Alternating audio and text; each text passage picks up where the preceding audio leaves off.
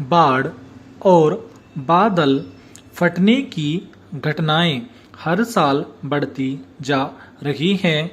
अमरनाथ गुफा के एन सामने बादल फटने की घटना और चार धाम यात्रा के दौरान अनेकानेक वाहनों के खाई में गिरने जैसे हादसों को शायद अगले बरस तक धर्मालु लोग भूल चुके होंगे।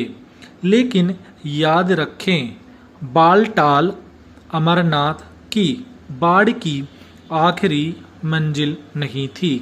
यह तो अभी एक पड़ाव भर है। शिद्दत से बढ़ते विश्व तापमान के कारण दुनिया में हर कहीं चक्रवाती तूफान, कीचड़ की बाढ़ और भूस्खलन गांवों ही नहीं, नामी गिरामी नवीनतम सुविधा से लैस शहर भी तबाही झेल रहे हैं। भारत में भी सितंबर अंत या अक्टूबर तक कुदरती हादसों का यह सिलसिला नहीं रुकने जा रहा। कश्मीर और उत्तराखंड में धार्मिक पर्यटन प्रोत्साहन पगला गया है।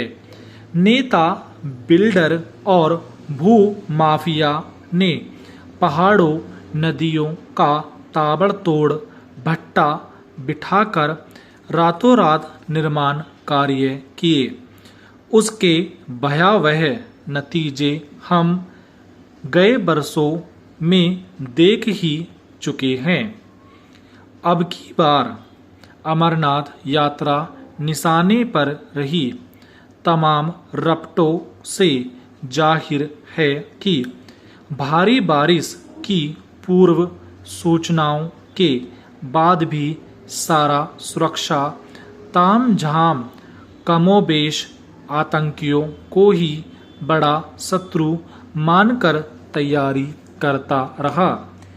इलाके में जल की निकासी और नदियों जलधाराओं के कुदरती बहाव के नियमों की अवहेलना कर सूखी नदी के क्षेत्र में यात्री कैंप और लंगर आयोजित किए गए।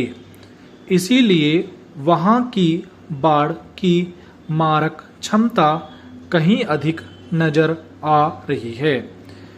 बहुचक्के प्रशासन के देखते देखते तमाम शिविर, दवाखाने, भोजनालय सब जलमग्न हो गए और अब सेना के जवान आकर हिलोरे ले रहे।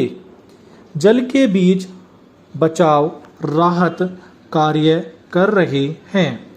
क्या हम सभी इन विनाशकारी आपदाओं से दीर्घकालिक सबक नहीं सीखेंगे? दक्षिण का उदाहरण लें। अंग्रेजों के समय में पश्चिमी घाट की पेरियार नदी पर बांध बहुत विचार के बाद बना, जिसके बाद ही एक 25 किलोमीटर लंबी नहर द बंकिंगम कनाल खींची गई, जो अडियार से कवालम तक को जल सिंचन देती रही। इसका क्षेत्र समय के साथ सिकुड़कर 10 किलोमीटर मात्र रह गया है। इससे सटा दलदली क्षेत्र पहले से 1/4 भी नहीं रहा। नतीजतन हर बाढ़ में इस इलाके में भीषण जलभराव होता है। उत्तराखंड में भी यही हाल है। हमको नहीं भूलना चाहिए कि ग्लोबल वार्मिंग से ग्लेशियर पिघलना तेज हो गया है। जमीन से अधिक गर्मी के उत्सर्जन से बारिश का सामान्य पैटर्न बदल कर कहीं सूखा तो कहीं अतिवृष्टि का नया चक्र बन रहा है, जो सबसे ज़्यादा पहाड़ी इलाकों में दिख रहा है। एक तो हिमालय यूं ही चंचल युवा पहाड़ है, तिस पर वह एक भूकंप प्रवण इलाके में स्थित है। उसके हर उत्पात की इलाकाई लोगों ने समझदारी से ग्रहण कर अपनी जीवन शैली और कर्मकांड सब इस तरह विकसित कर रखे थे जो कुदरती नियमों से कम छेड़छाड़ करें।